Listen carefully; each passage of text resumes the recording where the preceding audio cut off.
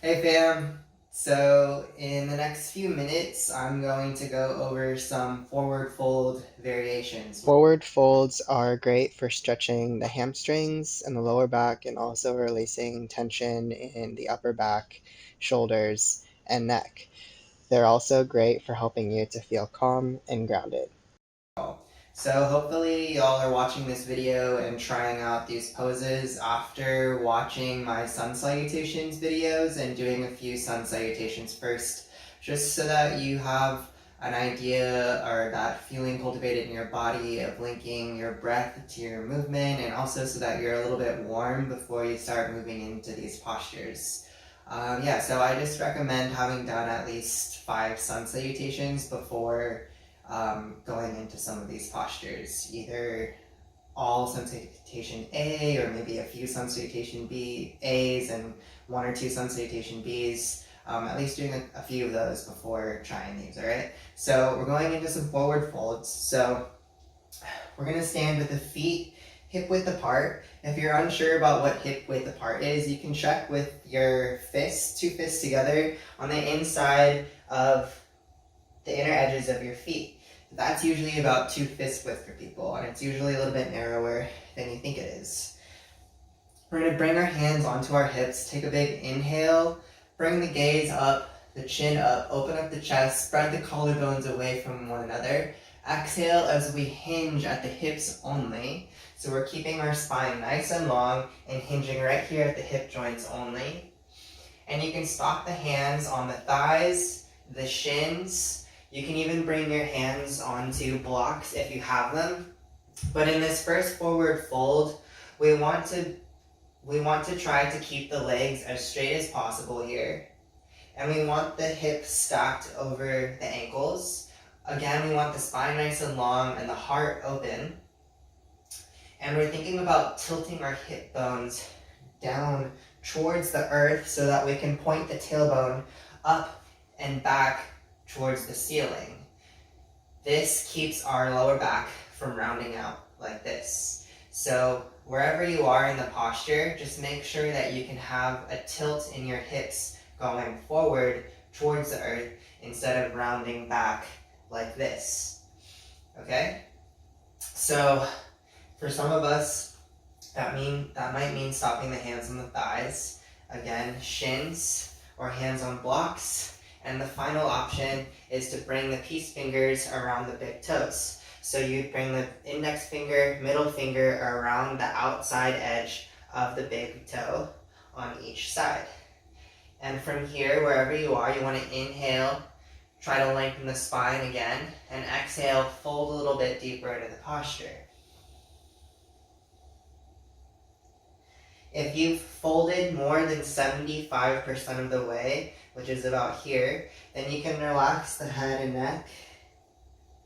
You can shake the head no, nod the head yes. If you're less than 75% of the way with your hands on blocks, shins, or hands on the thighs, then you want to just pick a spot on the floor directly below your nose to gaze at so that your head and your neck is one long extension of your spine. That way you're not crooking the spine up or tucking the chin in like this, okay? So if you've gone more than 75%, again, relax the head and neck. Spread the shoulders away from the ears. So if you look at me straight on here, your elbows start to fall away from one another. And this allows you to really spread the shoulders away from the ears. Again, shake the head no, nod the head yes. To exit this pose, you'd inhale, coming halfway up, lengthen the spine. Exhale the hands onto the hips, and inhale as you slowly come up. Exhale when you get to the top. Good. Our next variation of this posture is we're going to bring the soles of the hands under the feet. So again, inhale, lengthen the spine, gaze up, chin up, spread the shoulders away from the ears, collarbone spread out wide. Exhale, hinging at the hips only. And for this one, I want us to be able to really get the hands under the feet or just really relaxing the shoulders here. So you can take a bend in the knees in order to reach the hands under the feet. So in this one, you want the toes to come to the wrist creases. Again, you can have your knees bent as much as you need to here to make this happen. And you can totally relax your torso on your thighs here. And again, here we want to relax the head and neck. It's okay if your knees are bent, like I said. Again, shake the head no, nod the head yes. For some of us, we might need to have a wider stance here so that our upper body can come forward between the legs. And for some of us, we even want to bring our hands onto blocks if we're not quite getting all the way down here. So you can rest your hands on blocks here so that you can, again, totally let the head hang heavy and the shoulders relax away from the ears. In this posture, it's more important that we can let the head hang heavy than it is to have the legs straight, like in that first forward fold I just showed you. So wherever you are, exchange a couple breaths here. We're going to exit by inhaling, chest up, flat back.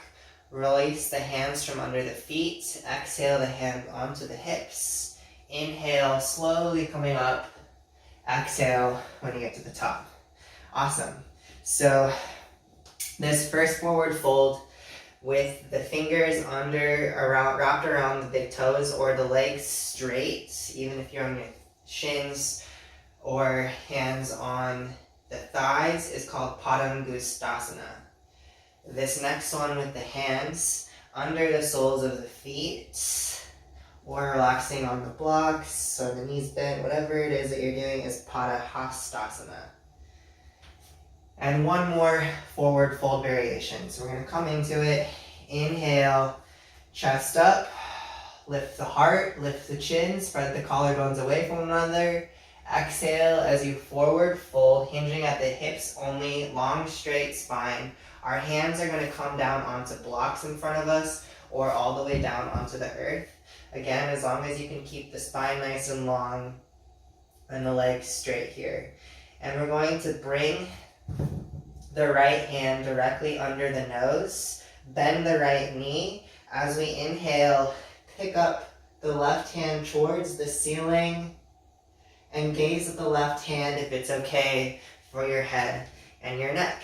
And in this posture, we want to think about sending the left hip crease back so we can get nice and long in the left side body. Good. Exhale, we're going to replace the right hand with the left. So now the left hand is directly under the nose. Bend the left knee. Inhale as you pick up the right hand. Gaze at the right hand if that's okay for your head and neck. Again, think about sending the right hip crease back so that you can get really long from the right hip all the way to the right armpit in the right side body. And again, you can do this on blocks. So you can bring the left hand on the block, bend the left knee as you pick up the right hand. And again with the other side, right hand on a block, bend the right knee, pick up the left hand. Exhale, bring both hands down. Hands come onto the hips. Inhale as you come up, and exhale, slowly release. Perfect. So those are 3 forward fold variations. I have one more forward fold variation to show you here. And we're going to cross the right leg behind and next to the left leg so that the blade edges of your feet are next to one another, and it's almost like the pinky edges or the pinky toes of both feet are next to one another. It's not quite going to be there. The right foot's going to be a little bit back behind the left foot. And we're going to exhale and fold. And we're going to start walking our hands over towards the left as we sway our hips to the right.